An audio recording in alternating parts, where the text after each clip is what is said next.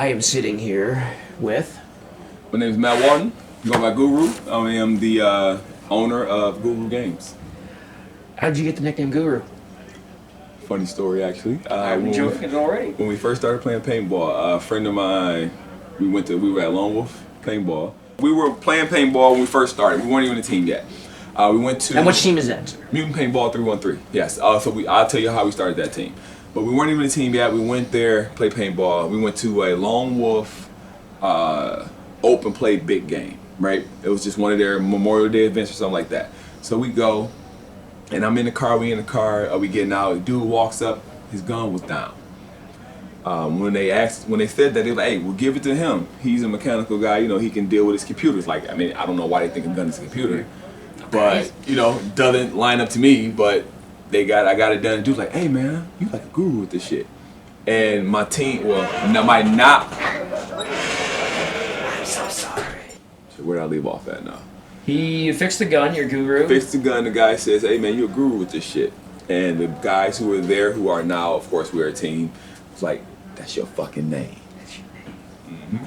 Now, Mutant Paintball 313. You can't. There's no way you're gonna make it not squeaky. Quiet. Just go. There's no quiet. Echo. You're still talking. There's gonna be a break so you can edit it. No, I'm not. I already told him not. Now I have to. I've done this joke too many times. Mutant Paintball 313. What is the story behind the name Mutant Paintball 313? What's the 313? 313 is area code for Detroit, Michigan, which is where I'm born and raised. So when we started the team, there was 5 of us that started the team. We all grew up, lived around Detroit. We didn't grow up together, but we all grew up in Detroit. And because of that reason, we decided to be Mutant Paintball 313. The reason why it's Mutant is because at the time, we didn't see a lot of people that looked like us playing paintball, so we were considered mutants. Yeah, that is probably the truth in that statement. How many years have you been playing? I've only been playing paintball for about, I'm gonna say 3.5. 3.5? Yeah. You got a team and you're running events? I got a team of 48 people. 48 people? Yeah. I'm gonna say out of the 48, maybe 25, 26 are active, where they've played at least 2 games this season. So yeah. Do you think there's something that keeps, well, as you say, people who look like you away from paintball? Access. 100% honest with you, access. I didn't know about. I would have been playing paintball in high school had I known about it. I didn't know about it. You know, when we saw paintball, we fooling around, shooting in the neighborhood. We didn't know it was as involved as it is today. So that's why. That's one of the main reasons for me is that just we don't have the access to it. Okay. What drew you to paintball though? Like you see it and you go, I gotta start playing. You play it the one time. Like what drew you to it? I got old. I'm gonna be honest with you. I got old. I had 2 knee surgeries, an Achilles surgery, and I wasn't a high level athlete that I was at one point in time in my life. What did you used to play? Basketball and football. I didn't play football long. I played basketball way longer, well into my 20s. You know, and once I blew my first thing I did was tore my Achilles, and then about 6 years later I blew out my ACL, my MCL, strained PCL, torn meniscus, and a bone bruise. I ballooned up to about, the highest weight I was 480 pounds. And being 300 now, and I do make that joke about this, is that I keep winning MVP awards at 300 pounds. Yeah. And I go, can I do it at 400? Yeah, I know, and right? And then you go, and then I've had people in my personal life, like the guys in the Plat Bastards, Jake, and they laugh, and then they go, don't do it. Right. Because they know I want to. Yeah, try. Exactly. It's like, hey, I'm gonna go ahead and eat this extra cheese. There's nothing worse than a fat guy getting on stage for MVP. Right. It does rub some people the wrong way. Exactly. Now, what do you love about scenario paintball? The challenge.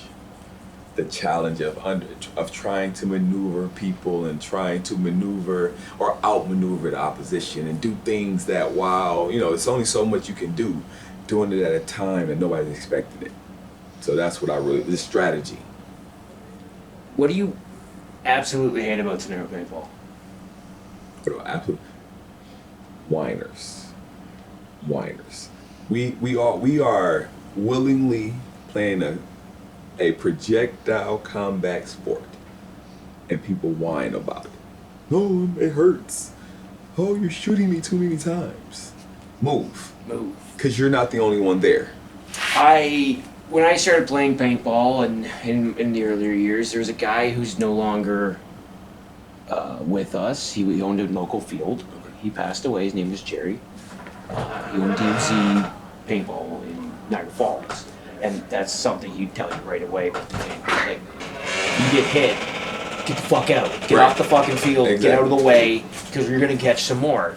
Yeah, whiners, I guess that would be a good answer. Most people kind of go, I don't hate anything about scenario paintball. You're like, come on now. So Mutant Paintball was the only team you were ever on? Yes. I started, well, I ain't going to say I. The first 5. And who are... Myself, you met him this weekend, Mr. Nasty. Okay. Grizz. Yep. And then 2 brothers. One named Jamal, one named Jerome. Jerome doesn't play with us anymore. He stepped out, he went away. Jamal still plays, but this season had to take off. He had a kid. Yeah. And It gets in the way of any paintball player. It'll tell you that it gets right in the way of. It will cut into that time. Yep. And then myself, Grizz, and as you see, Mr. Nasty, who still play. Now I do allow people to just say pass if you want to pass. I'll leave it in though to let you know that you passed on it. But Go for it. what team do you find the most overrated? The most overrated? Yeah. What team do you find the most overrated? That's an interesting question. Because what's the definition of overrated? Just that team that you hear about often out here, even in the Midwest, that you play alongside them or you played against them and you weren't impressed. I say us. I'm gonna be honest with you. Yeah? I say us. Because we don't, there's a stigma for us, and it's weird because we don't ask for that. Like, we literally, you hung around us this weekend. Literally all we do is have fun with each other. Like, and no pause needed there. But you get what I'm saying. Like, you know what I'm saying? Yeah. We have fun with the people who we fuck with. And I don't think I saw you excluding anyone unless they're a piece of shit. that's the point. You know what I'm saying? So we include everybody that wants to be included. Now, are there some people who don't want to be included but put it off on us? Yes. So to answer your question, I think my team specifically is overrated from a standpoint of, oh, we coming to fuck shit up. No, we're coming to have fun with our people who we fuck with to have fun. Now, if that just so happens to be a wave of 40 people that takes over a field, sorry. It is what it is. Exactly. I belong to teams like that. Citrus Connection was like that. I think we had that many people or more. Yeah. It could get like that, and people are like, fuck all of them, Yeah. but guess what? Yeah, so I mean, just to kind of further that thought, I don't really judge teams like that. So that's why I say, that's why I asked you what was your definition of overrated. Because overrated for somebody could be, oh, this team got an award, they shouldn't have got it. Right? That along those lines, I guess, like that kind of buzz behind a team that you'll hear, because you hear a buzz about a team, and you go and play them, you go, that's not what I was expecting. Yeah, exactly. And that's why I think with us, because like, we go to games, we've been to games, they're like, oh man, y'all always go to games and y'all get something. No, we don't. We've been to games before, we got nothing at all. Now, did we do the work to get something? Yes, but because of, politics or other reasons, it's, hey man, I know y'all put in the work, but I got it. It's that. So if you want to go back to the other question of, things I don't like about scenario paintball, fucking politics. There you go. Yeah. Well, some of us, we're embroiled in it, depending, especially, like I can come to the Midwest and I'm not embroiled in it like I am back home. Right. And that's kind of what it is. You kind of live where it is, you're doing it where you are. Yeah. And I imagine if I was to go to Canada, nobody know who the fuck I was, and it would just be, hey, this is this guy playing paintball. This is this loud guy that's talking a lot of shit playing paintball. Well, there is a high school drama aspect to any kind of community or fandom of anything, correct? Right? Yep. You see that with anything.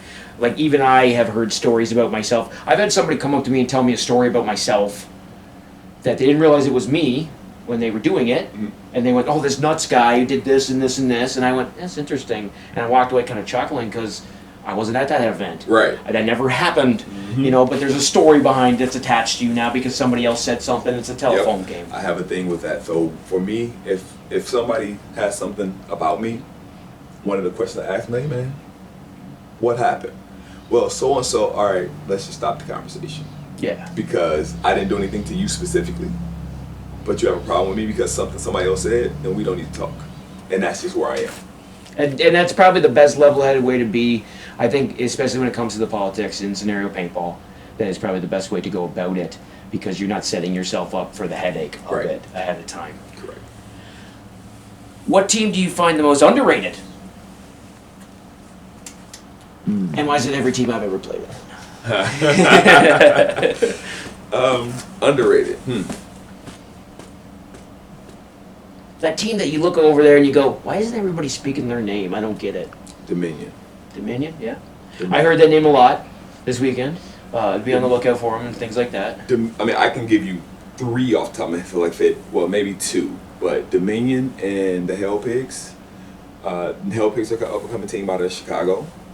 Dominion is a team based kind of out of Michigan, like myself. Dominion come to work with 5, 6, sometimes maybe 7 people and put in fucking work.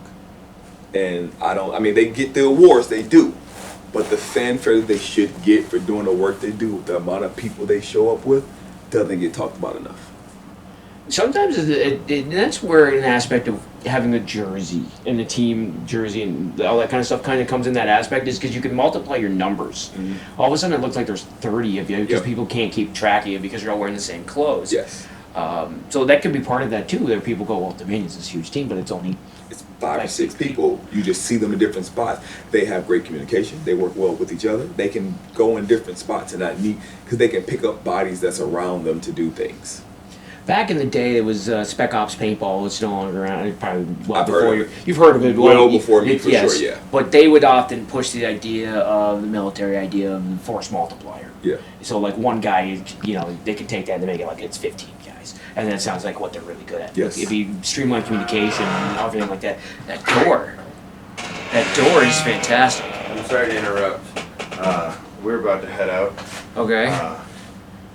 Can you show him how? I'm so sorry. Can you show him how to like turn the power off on? Yeah. You can close up everything, lock the doors.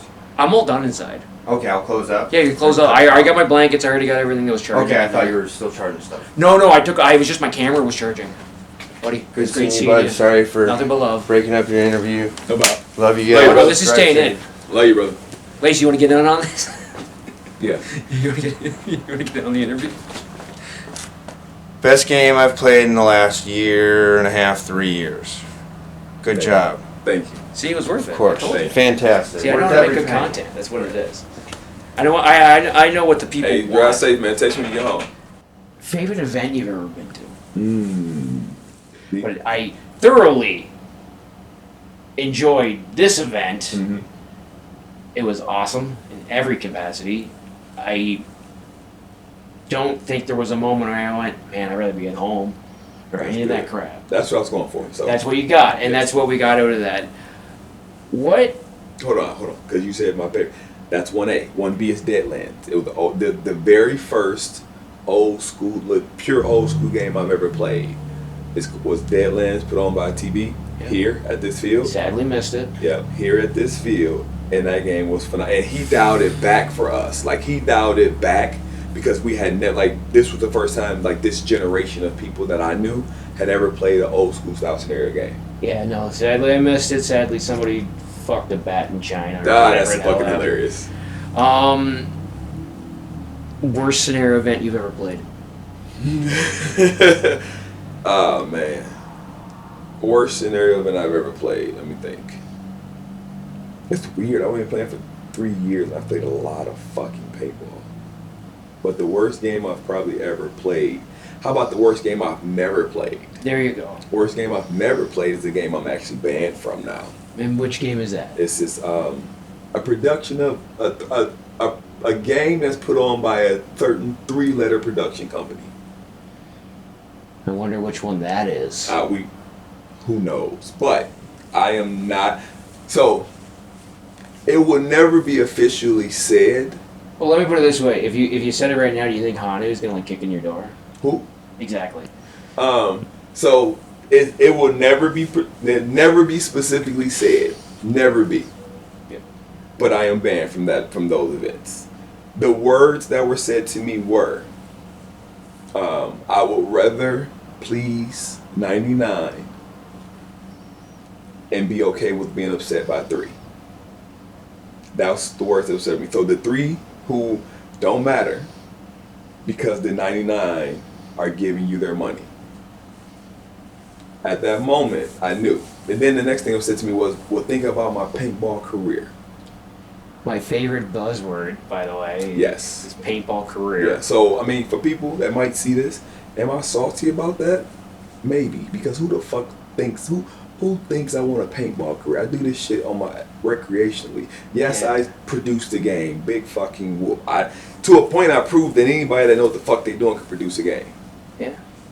Anybody that have any level of common sense. I've done the first one I did was like in 2009 for a small field. It wasn't even Millie's Monkey.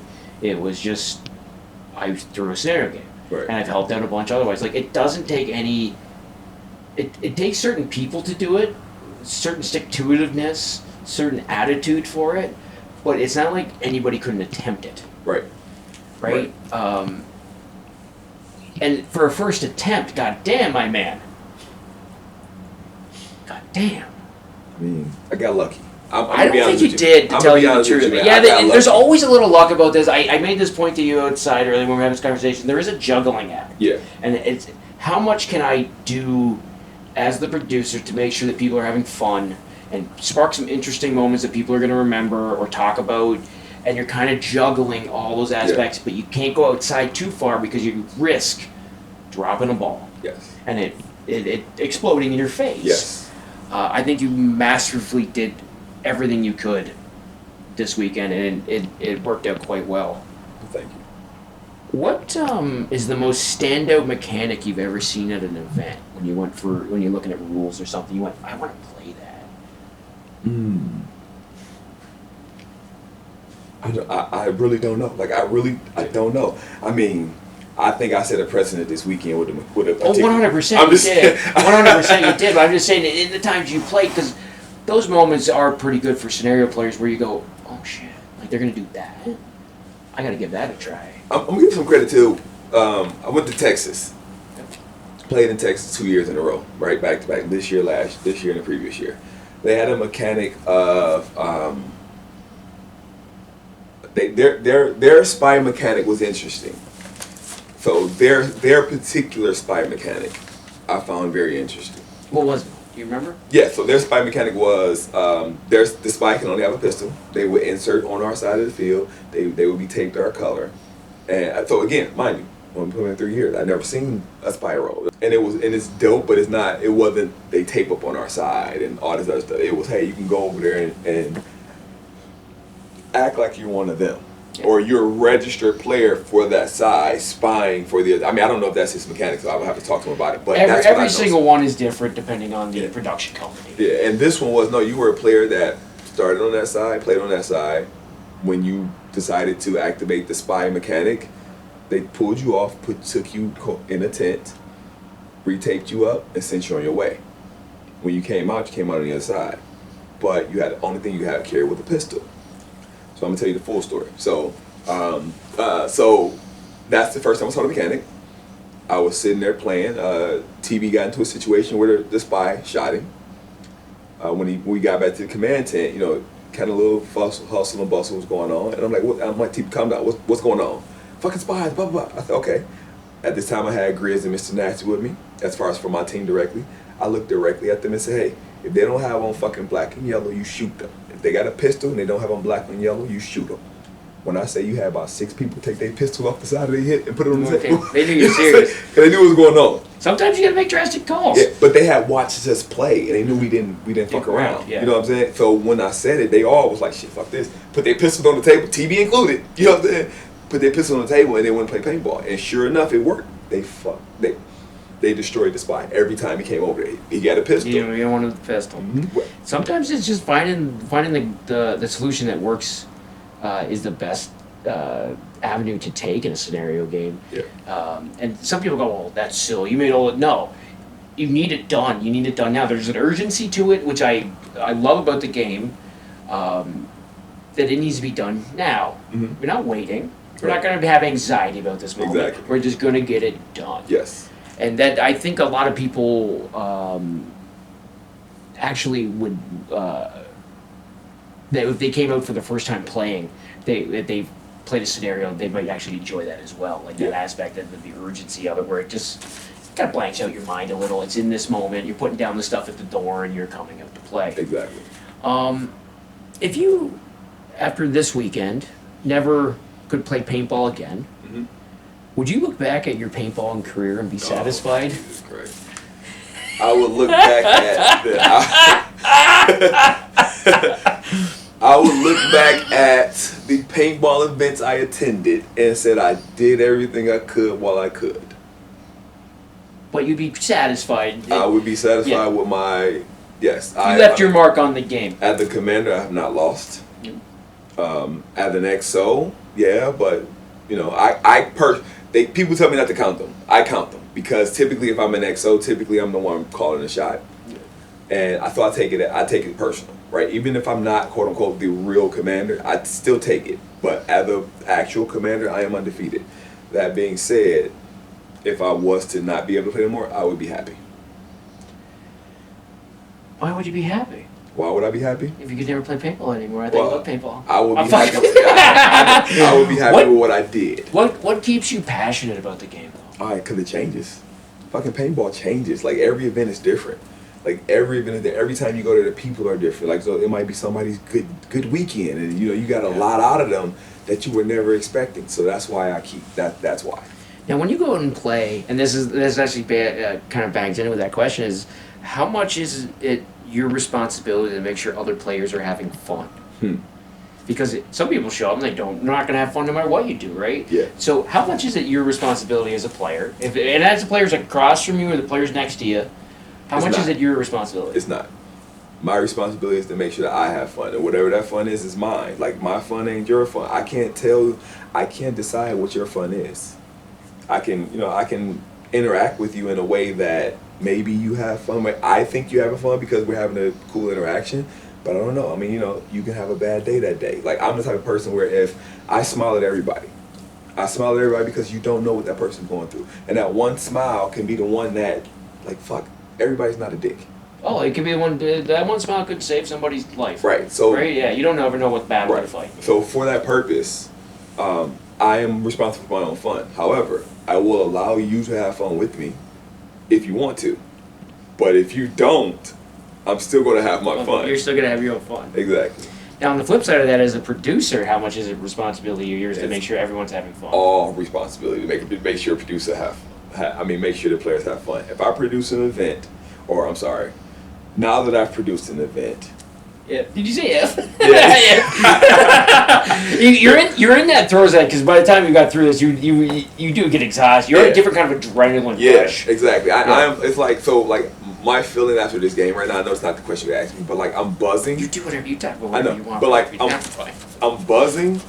But at the same time, it still hasn't hit that. No, it'll come back in the next day or two, and you're gonna have a drop. Actually, I have to find. Oh, I told them already. I'm gonna cry in the car. Like, ain't no question. I'm gonna cry on the way home. Ain't no question about it. You're gonna have a drop in emotion because it was a lot of emotion for you, and you couldn't.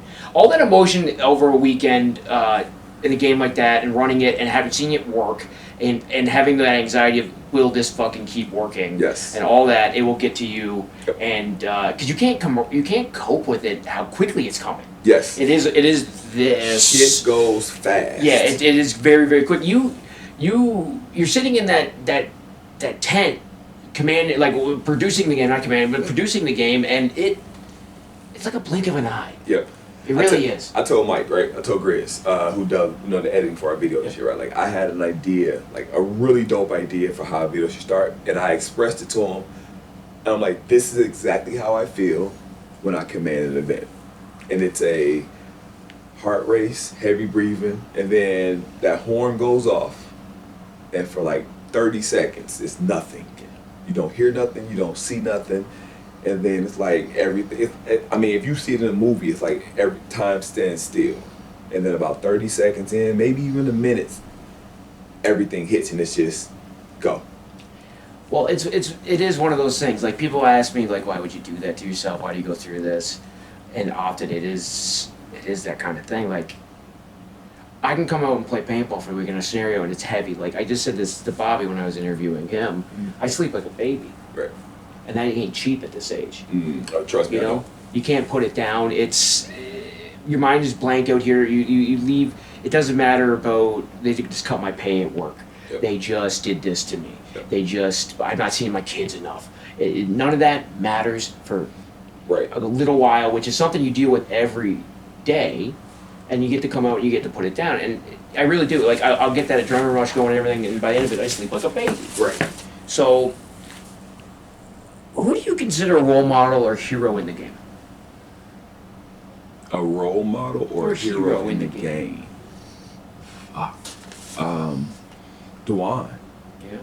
I would consider Dewan, 3D or now Angry Gremlin, a role model in the game and an inspiration in the game. Like, you know what I'm saying?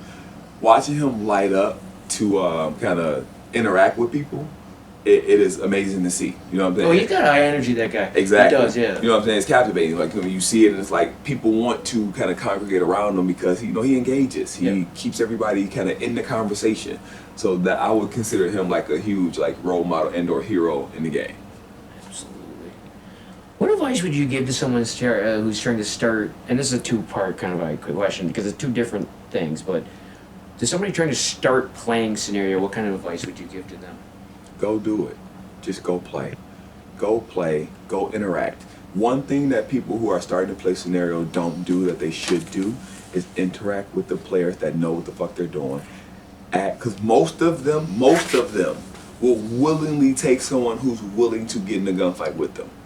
And if they can show you, or if you can learn anything from them, you go with it. But I think a lot of people, because I know when I started playing, my very first event we played as a team, right?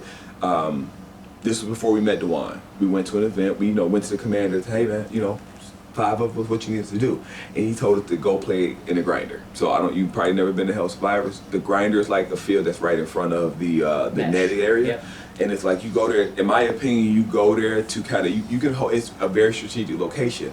At the time, it was, one bridge to go across to the other side. So if you held that, you pretty much locked them in. So it's pretty much kind of just go there and waste your pain, in my opinion. And I didn't like that feeling. But it was the first time I played scenario. I didn't know any better. So we went and did it because we didn't know that there was anything else to do. Nobody told us about a mission. Nobody told us about a flag, a slapstick. Like, nobody's told us that. Although we asked, no one told us because they had, going back to the other question with the politics, they had their favorites. They had their favorite friends. team, yeah.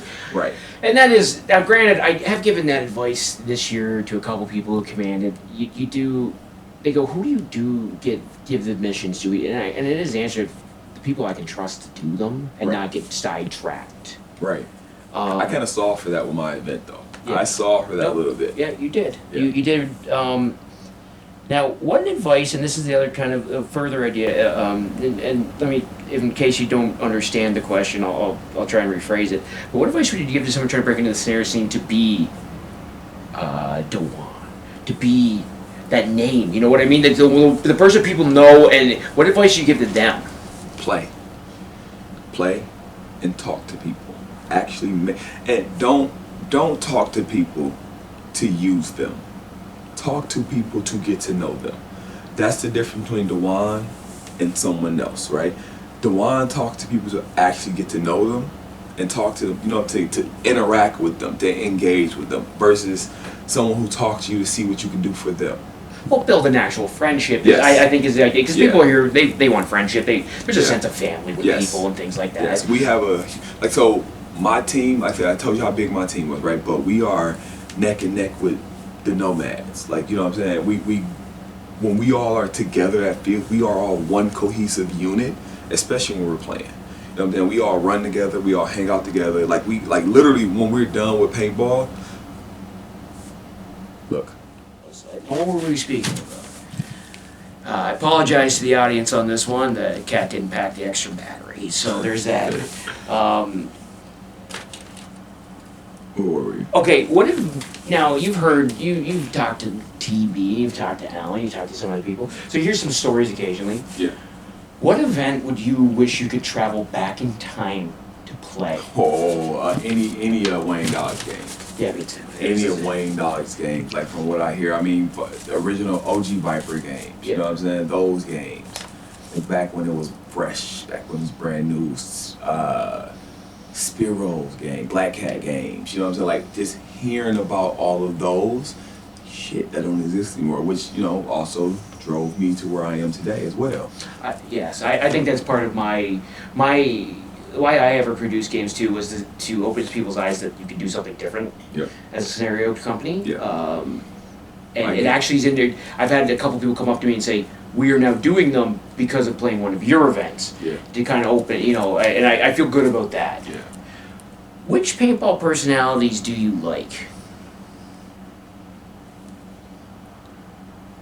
Which paintball personalities do you hate? I don't hate anyone. I'll let you get away with that answer. I'm just glad you didn't point at me again. What is the coolest idea? Because you must already be boiling over with scenario ideas at this point. Or I wish I could do this. What event have you had the moment where you just, in a crazy thought, you went, that would be really cool, but I could never pull it off? Have you had one of those thoughts yet? I haven't yet. I mean, and again, no arrogance, no cockiness, really is not. But Well, you're a down-to-earth kind of guy, really. Yeah. Like, I don't... Like, I once had... I ran an event, and somebody was commenting about how much fun they had on Facebook afterwards, and the guy goes, do it on, like, a cruise ship. Mm-hmm. And I went, what? Like, I'm like, yeah, that'd be great, but how do you do that? Yeah, exactly.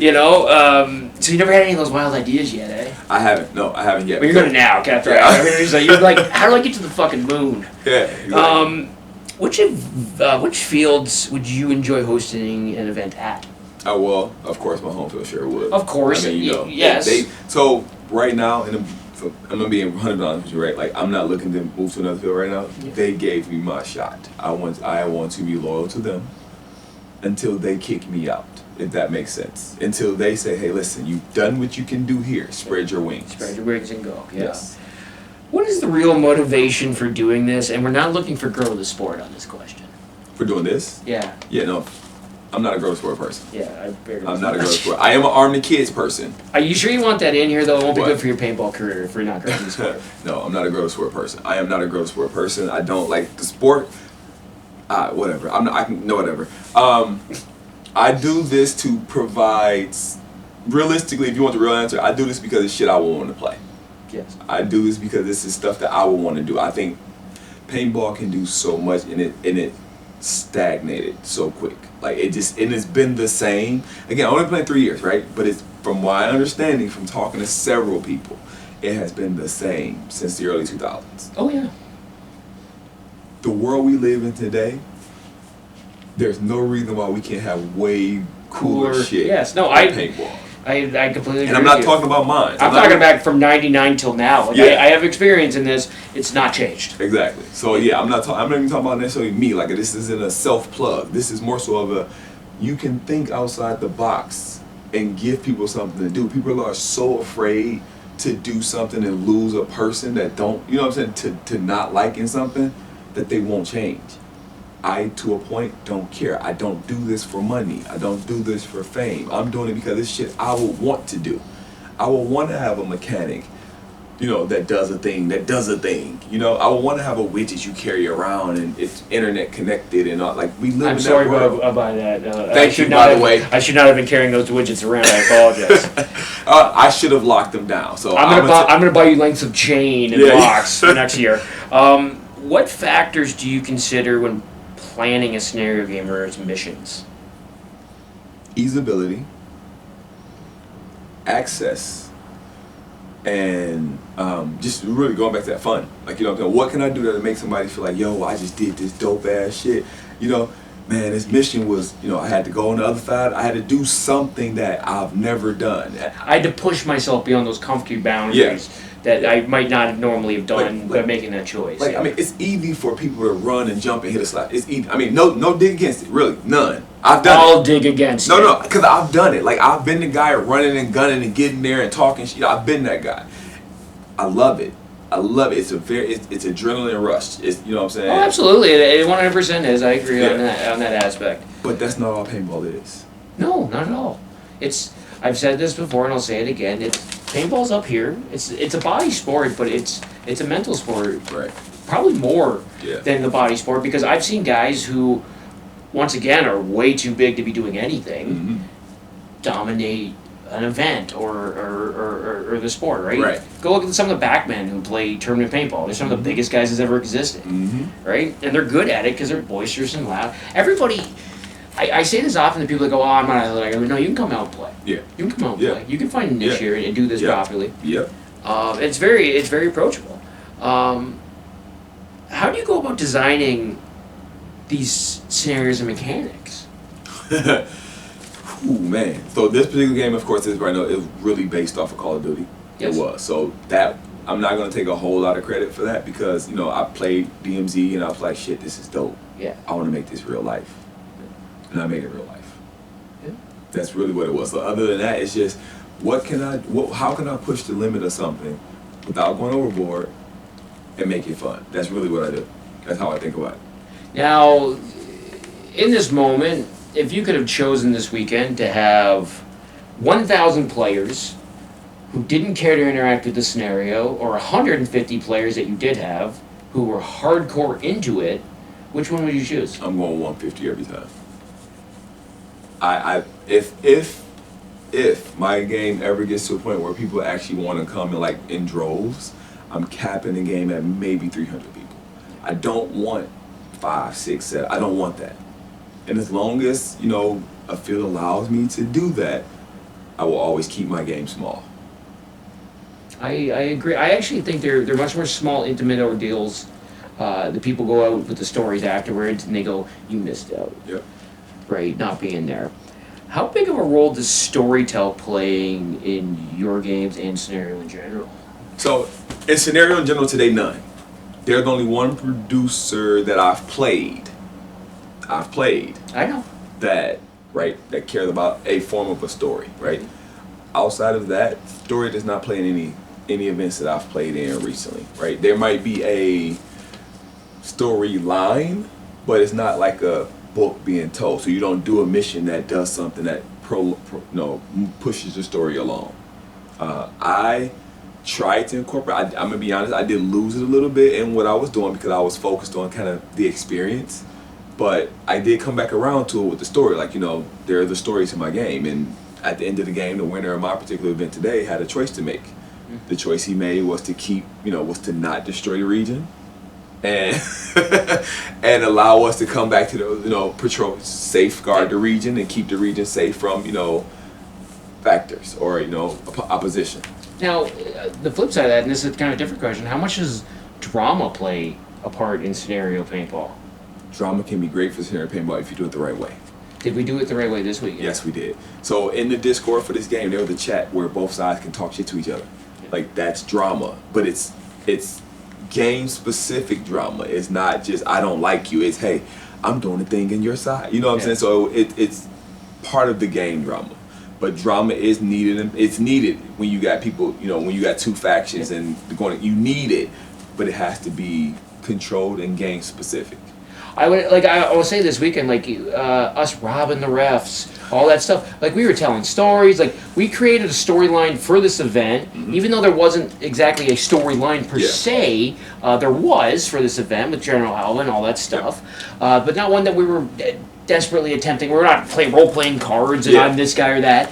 But we had the players invented their own storyline that I think everybody really did enjoy. I agree. And they had the aspects of all that, we're just gonna rob you and this and that, and people were, busting on each other, and it worked out really, really well. Like I said, it flowed. Yeah. That's the one. It flowed. People picked up on it, and it became a thing. You have both sides playing the same game. For real. The true definition of both sides playing the same game. Not one side over dominating another one or the other.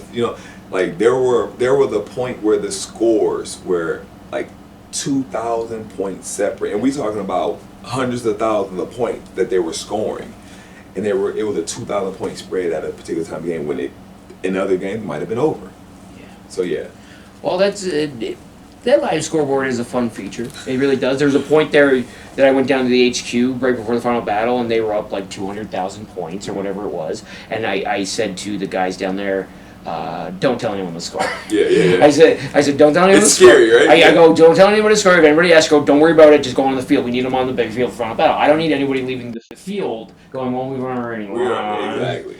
So I had to mitigate that aspect, but it's not like everybody had the link for that website anyway. So now it was readily available. It was readily available. It was readily available, but people didn't use it. That's fine.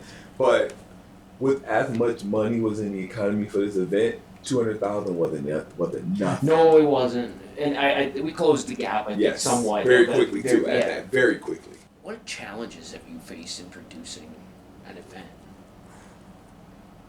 A lot. So many that realistically I haven't even, leading up to this, I'm gonna be honest, not being arrogant. Leading up to, I didn't have any, right? I didn't have, because I'm a coder. I do coding. I work closely with the developer. You know what I'm saying? So I didn't have any of those type of challenges. My challenges when I got here was implementation, making sure everything worked and went the way it was supposed to, and that was it. So I think as I settle down over the next couple of days, I will find other things that were challenging. Okay. Well, as you said, you're not. It does take a couple days. You go, oh, wait a minute. Yep. And you do recall a couple things here or there that you probably wanted to change or you'll change in the future. How important are the props to your games? The props are my game. Really? How so? I gotta ask the dumb question for the people at home. But there's so many props in this game, man, and having a buy station to be able to sell props to back to the game. That was a huge point. It got everybody involved. It did.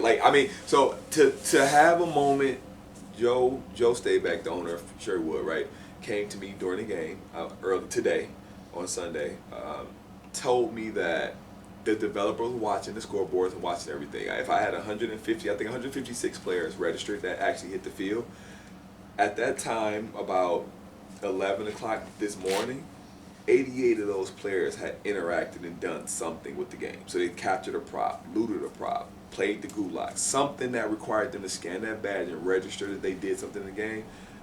So that's really cool, especially over the last time I was here for Firefly, where we had people doing it, but the people who really succeeded on the field were the people who were like, I'll embrace the tech and run with it. And I think the same thing you see here, because a lot of us also were here that were at Firefly.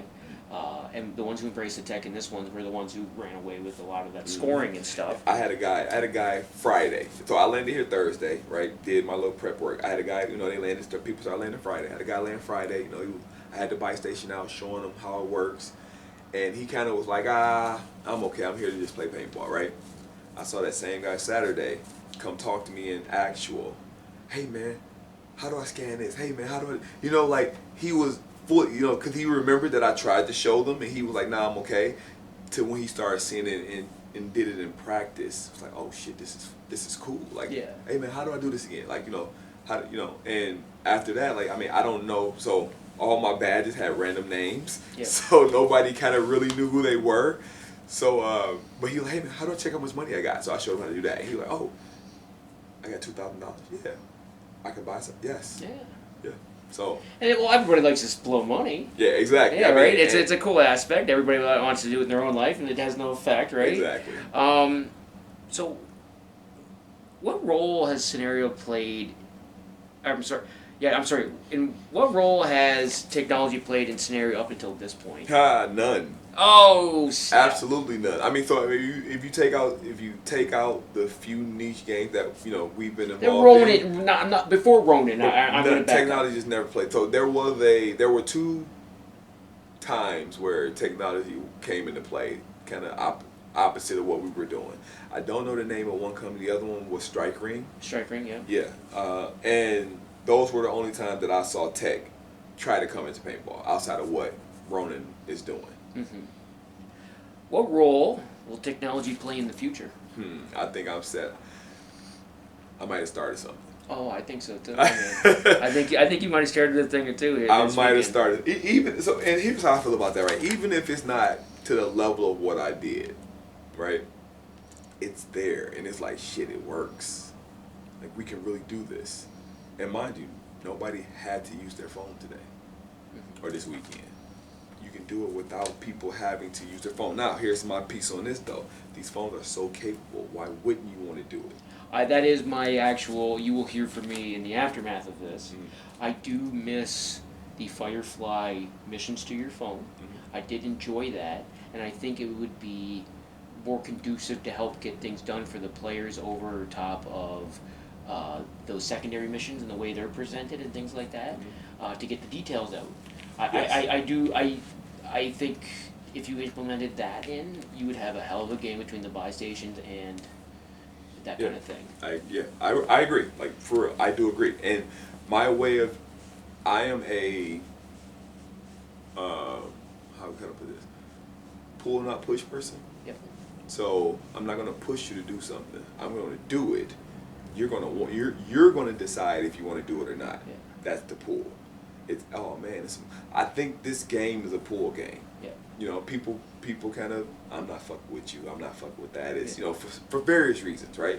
Various reasons. I'm not gonna say it's not valid because they're valid to them. But I think that the outcome out of this one, if the feedback I've been getting is valid, I would think it is. this is going to be a pool game because people are gonna be like, "Fuck, you missed some shit." Yeah, bro. you This is missing. dope." No. That's I've already said. There's people at home that I've already sent messages. I said you fucked up. Yeah. What advice would you give to someone wanting to reduce their own event? Do it. Find you a field that believes in you. Find you. Don't just go anywhere because you want to produce a game. Find you a field that believes in you, that's going to back you, that's going to allow you, that's going to allow your creativity to go on, especially if you're a creative person.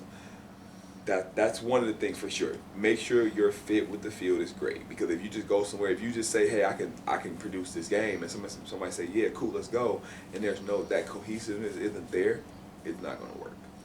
Okay. I'll go without the net for a minute here. No third faction next time. Oh shit. Yeah, I'm just going off script now. Oh shit, we just got real. Yeah, we just All got right. through. So third faction next time. Yes. Gary, you're thinking. What else are we thinking for Mutant Warfare? Ah man, Mutant Warfare 2. I'm sorry, Mutant Warfare 2. Third Oh, you faction. kick the shit out of me. You do what you want. Shut up. After you deserve it after fucking running this great event. So Yeah, third faction. Right now, third faction. Right now, my focus is trying to integrate the Shadow Company. I introduced them this. and I told you that story that about what happened, eh? Yeah. And we got a radio call. They're like, do we shoot red and this and that? I'm like, no, don't shoot red. And then I found out later on there was no red faction on. But let me tell you what's great about that. That means people read the fucking. Oh, we were saying, hey guys, I was briefing everyone. I said, we read this. This means that there might be a third faction showing up at some point. If a red faction shows up, Yep. And because what was asking me is what color would they be? I said, well, the emblem is red. Yes. So I'm guessing would be Yes. red and marked with red. I said, I've not known anything about this, but if we run into anyone with red on, who's not shooting at you, this and that, they're kind of acting funny, tell them we want to speak to them. Yep. And that's basically what. And then we got a radio call. It's like, we're being fired at by red. What do we do? Are we engaging them or not? And I went, do not. And I had to get on the radio and be like, do not engage them. We want to speak to them. Tell them I'll meet them. Where are they? Mm-hmm. And yeah, it quickly developed into like this sense for like about a half hour or so where we're like paranoid that there was a third faction, that there wasn't one. Nope. That was me introducing the concept of a third faction. Third faction sticks around there where I get it. But I'm doing mine a little bit different. So again, as you talked about the mechanic earlier, the mechanic of being able to harass my refs. Oh, I loved it. I taught people how to rob people this weekend. Like they're like, well, how do you do this? I went, you never stuck in the up. Yeah. And I went, watch. I'm like, give me your shit. Run your pockets right now. I'm yelling at Embry like we saw Grizz, and I'm like yelling. I'm like, Embry, run his pockets now! Yep. Get him! And he like ran him down to try to get what he could off of him. Dude, so I went out there. So the mechanic is this. Oh, by right? the way, one other thing I want to point out: when you guys figured out that you could kill us from doing it with the nuclear props, Yeah. and your refs started carrying the nuclear Yes. props, and being like, "Well, here you go," Yep. and they take it, and you're like, Yep. now you're dead, and they Right. take it back. That and was walk our away. defense. That was your defense. It was That was our fantastic. defense. Yeah. It was And fantastic. next year they're gonna be armed. So Well, I'm hoping is there a video of that spear attack? I don't know. Yes, there is. I have it. I have a video of that. Because I remember, spirit. Grizz is walking around with a spear. It's part the gotta second protect day. it. You gotta protect I want yourself at all to times. get a copy of that. I want to get a copy. You gotta of that. protect yourself at all times. I was saying him. I was like, if I predator drone him, do I can't stop him? Oh! It broke.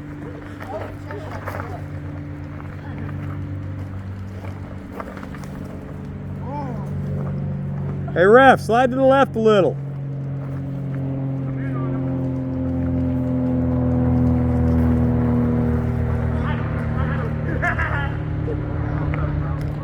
But yeah, with that mechanic in there, and people are like, "Hey, like, why are we doing this?"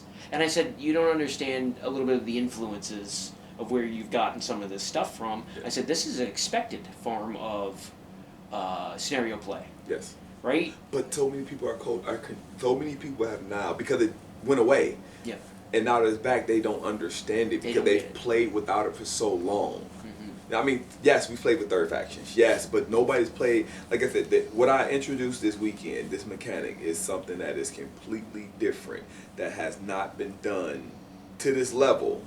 You know, yeah, you have, you know, NPCs, you have, you know, refs that might go into, you know, do something for some, but not to a point where these guys are literally reffing the game, watching the game, and the mechanic was supposed to be built where if they had the skull mask, they were active, and at that point in time, they could be robbed. Now, it blew up and went to something different. Oh, no. We blew it up as quickly as we went, no, keep going. Right. But, it made it so, and I talked to my refs about it, they loved every fucking moment of it.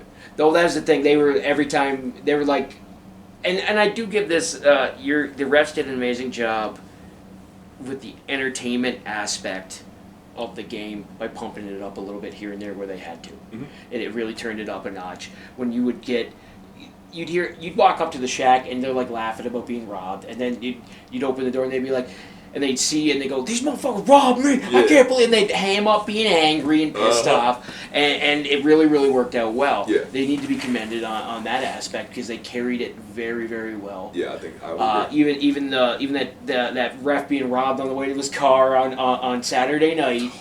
That's hilarious. Yeah, and that was great, and everybody was laughing about that all night. And Saturday, Sunday, people were walking around going, "Ref got robbed on the way. Oh my god! Like I can't believe we're doing this now." Yeah. Like it just kept evolving into more and more, and it told a great story. Yeah, it did. I mean, like, literally, so I got chased on the golf cart. Yeah. You know, The golf cart that's stolen. yeah, golf cart got stolen. Exactly. You know what I'm saying? Yeah, so all that stuff happened. And it was all, I mean, some of it, dial some of it back, but it was fun. It was all engaging. Like I don't think anyone did it in a mean spirit. there was no maliciousness. No, that's the beautiful part about it. There was no maliciousness at all. Yeah. Opportune time, maybe not, but it was a maliciousness. Yeah. Thoroughly enjoyed myself, sir. Thank you. I look forward to hopefully getting back down to play more of your events. Thank you. I do have another one, so yes. Which one is that? I'm running it back. We're running back Mutant Warfare with some fixes, with some changes. It'll be here. It'll be Mutant Warfare 2. Mutant Warfare 2, yes, exactly. Electric, DMZ, Exactly. or something, yeah. Exactly. Okay. It will be here. It will be here at Sherwood. I'm taking a date to the classic. It should be like May? Yeah, like end of April, beginning of May. Yeah, right around that time. Would you like to plug your do you call it a podcast, or what do you yeah. So my team. So next Friday. So if today is Sunday the 1st, on Friday, I can't math in my head right now. On Friday. Normally you guys do it on Fridays. Yeah. On Friday we will be doing a show. It will be a recap of the event. I will kind of let my players come on and tell their stories. Again, as a producer, I might step out of that one and let them kind of tell their stories because I didn't. Honestly, do you want a real story here? Yeah. When you're the producer of an event, I'm telling you right now, don't tell your story. Always tell a player's story. Mm-hmm. Keep the mistake of it behind the curtain. Yeah. And don't ever pull it back from them. I'm telling you right now from experience. It will go a lot further because people go, "Well, I want a story like that player got." Gotcha. Yeah. So allowing them to do that, the refs and the players to have the word on that on a show would be a really good idea, I think. That's 100% what I plan to do. And you can find that at Mutant Yeah. Paintball 313 on Facebook. Facebook, we Twitch. stream to Facebook, Twitch, and YouTube all at the same time. So yes, you can find Mutant Paintball 313 on all three.